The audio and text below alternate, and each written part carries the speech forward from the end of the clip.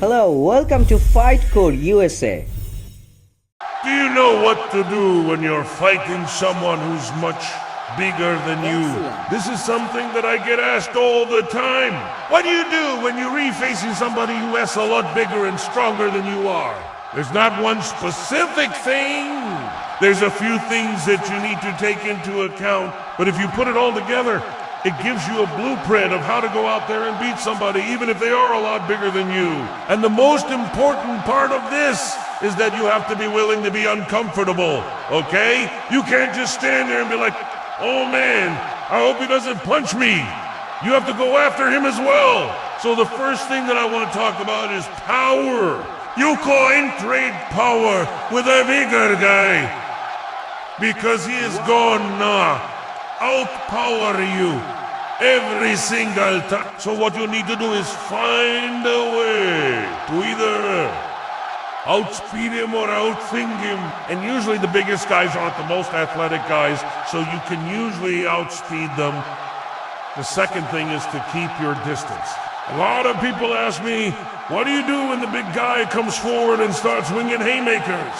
First of all, you're probably not going to dodge one. But if you're really good with your footwork, you should be able to stay on the outside of him and not let him get those big shots in. Now you're gonna have to eat some small shots. But staying on the outside is the name of the game. If you start getting sucked into the middle of the ring or the middle of wherever you're refighting, then you're gonna be in trouble. So as soon as he shoots a big shot, boom! You've got to get inside and tie up, break, get back to the outside and repeat the process. And if you can't outspeed him, then you'll have to outthink him. And that means being able to time him and catch him when he's not looking. When the big guy gets tired, he hits, winded his heads, going back and forth, trying to catch his breath. That's when you start going. Now, the second key element here is targeting. Don't try and get cute with a big guy. He's already frustrated. He's already angry.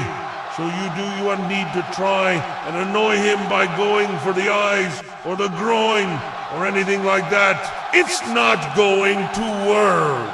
He is going to be too strong and too explosive, and you're just going to end up getting caught, and then it is lights out.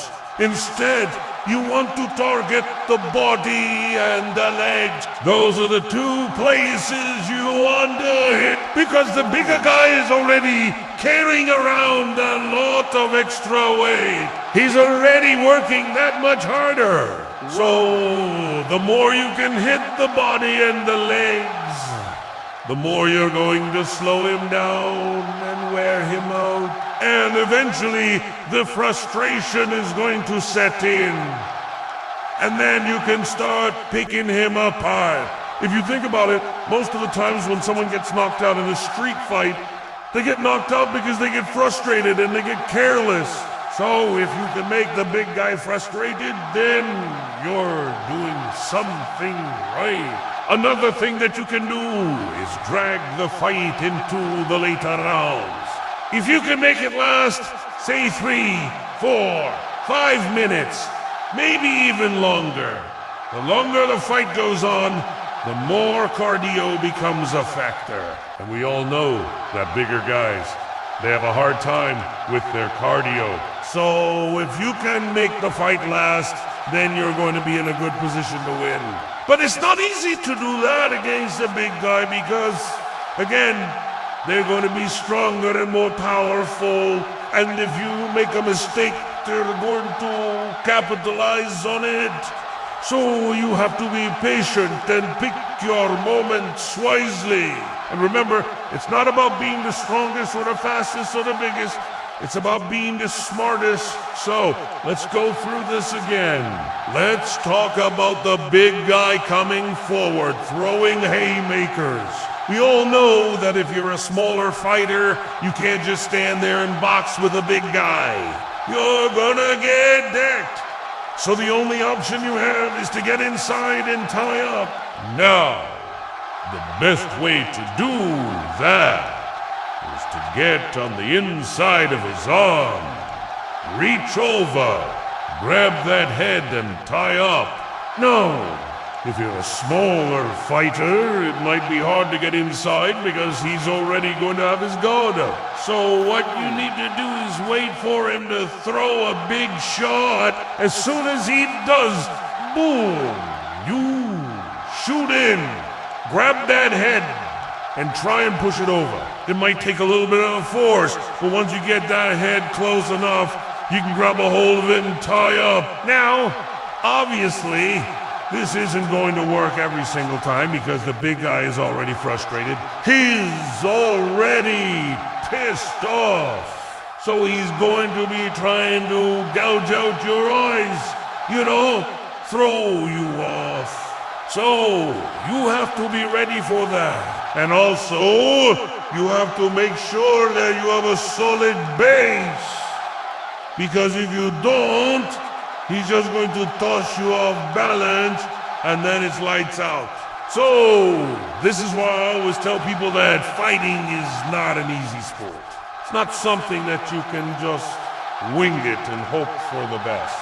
You actually have to put in the work and train. So that way, when you're in that situation, you know exactly what to do. Now, a lot of people ask me, what about dirty tactics? What about eye gouging, hair pulling, biting? You can do whatever you want in a street fight. There's no rules. But the problem with that is that if you get caught, it could cost you the fight. For example, if you're trying to gouge out the guy's eyes, but he throws a big punch and catches you while you're reaching in, then you're going to lose the fight because now he is going to be going crazy on you. So, it's a risky strategy. That's why I always tell people to keep it simple. Just go after the eyes, go after the groin, hit the nose, hit the throat. Things that are going to make a difference in the fight. But most importantly, things that you can do effectively without getting caught. Because if you get caught, it's going to cost you the fight. So, in conclusion, when fighting a larger opponent, you have to be smart. You have to be technical. You have to be patient. And you have to be willing to get dirty. If you can do all that, then you can beat a bigger opponent. It's been done many times before. I've seen it happen in real life. I've seen it happen in movies. It's not impossible. You just have to have a plan and stick to it. Thank you so much for watching this video. I really appreciate it. And I'll see you in the next one. Okay guys, thank you for watching my videos.